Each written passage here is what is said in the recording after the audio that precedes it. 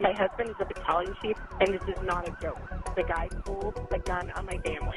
Not a single piece of any of that is true. In the very least, this is shoddy police work. Indefensible.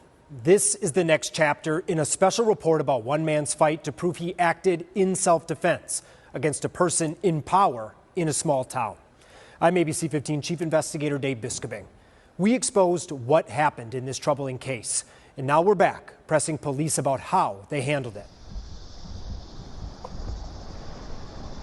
Hi, my name's Dave. I'm with ABC15 down in Phoenix. We were in town and I didn't know if Lieutenant Novak was available. We came to Prescott PD because we were done being ignored.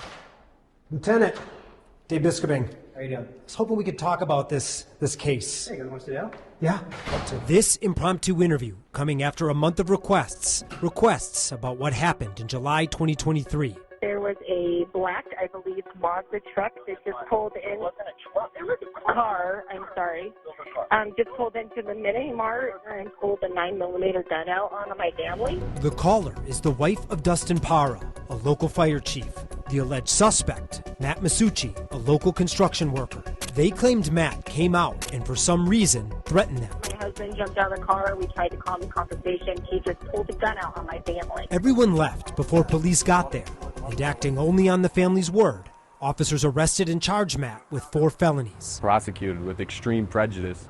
Nobody did their due diligence. Nobody was interested in finding out the truth. This grainy video would eventually show the fire chief, intoxicated, went after Matt, trapped him inside his car, and refused to let him leave. That's why Matt says he pulled a gun from his center console. It took years and a second set of defense attorneys to get the charges dropped and cast doubt on the family's allegations. You believe that these aren't just misstatements from the Parra family, these are outright lies? Yes, these are outright lies. So a guy went out, grabbed a gun from his vehicle, and then came back to your husband and pointed it at his chest? Correct. At his heart. Their claim is that there was really no due diligence done on the family's claims at all. And when you look at the video, a lot of what they said just doesn't appear to be true. As far which video? There's surveillance video from the store. Records and interviews show the chief's family claimed Matt walked around their vehicle and said, "I'm going to kick a 15-year-old." They also said he had a gun in his waistband. They claim that he walked around their vehicle, that he came back and pointed a gun at him, that he had a gun in his waistband. None of that appears to be true at all. Is that all it takes, is someone to accuse you of something and then you're going to get to, pulled out of your car at without notice? No, of course not. And of course, based on what they believe they saw in the video, they have probable cause to do so to make their arrest. 4 days after the incident, police arrested Matt by conducting a surprise high-risk traffic stop. One false move and every one of those guys is gonna fire at you. Grab lethal, please. Lethal, yes. Why was there no attempt to reach out to him ahead of essentially holding him at gunpoint and arresting him? I mean, that part, the investigation was looked into. They looked for the vehicle. They found the vehicle. Why they did the stop that way, I'm not sure. I don't know what transpired, actually during the stop or how that came about. Police used special traffic cameras to spot and track Matt's car. By then, they knew who he was. Seeing that there were, potentially a gun involved, they felt it necessary to do, a high-risk stop at that point for officer safety and their safety. But why not call him and ask him, we only have one side of the story. And I don't know if they didn't have his information, they have his phone number. So that part, I don't know why that part was handled that way, other than they had the information of the vehicle. This day and age, with the technology, the vehicle was found, and that's, officers went out there, and that's how they made the stop. I mean, with this day and age of the technology, it seems like they could have found a phone number. You would think. Yeah. But sometimes it's not that easy to find a phone number. All right. Before the stop, police had his name, license plate, social media, and driver's license photo. They even brought it to the fire chief. Chief Parra has also ignored repeated interview requests. Hi, I'm Dave with ABC15. I'm hoping that Chief Parra is here. He is not. He is not. Do you know where he might be? His office claimed he wasn't there when we came to see him. I mean, this guy's a local fire chief. How much would you say that played a role in how this went down? This is 100% confirmation bias. I don't know if the department has a response to that it was investigated in a biased way, or... Well, and I don't want to just, come off like this, but, it's Prescott, right? Yeah. So, everybody grew up here together, so everyone's going to, a lot of people know a lot of people.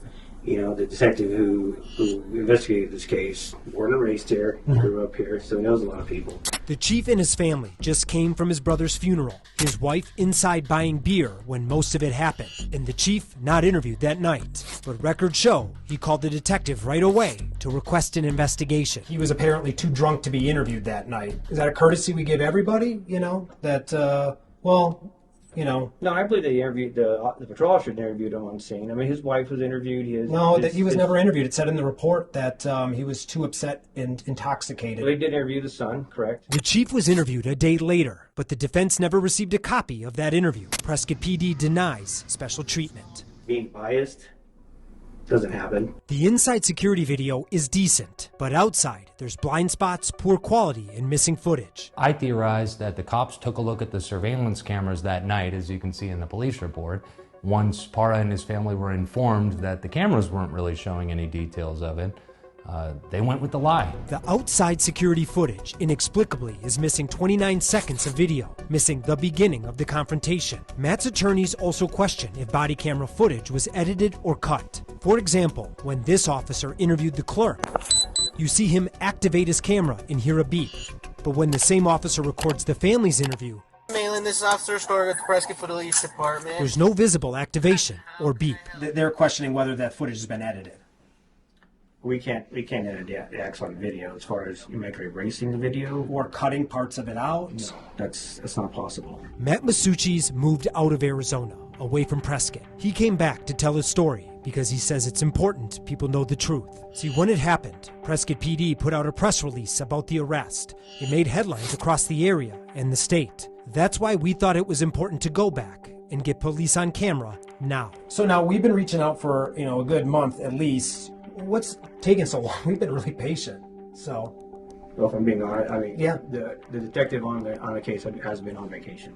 okay, for a month. For that, sometimes they do take a extended period of time. So, is this all over? Who knows? Maybe. It's not clear if Matt Massucci plans to file any sort of lawsuit. But we're not done. We've already started looking into other cases of people forced to defend themselves against serious allegations from people in power. And some of those cases right here in the Valley. I'm investigator Dave Biscobing, ABC 15, Arizona.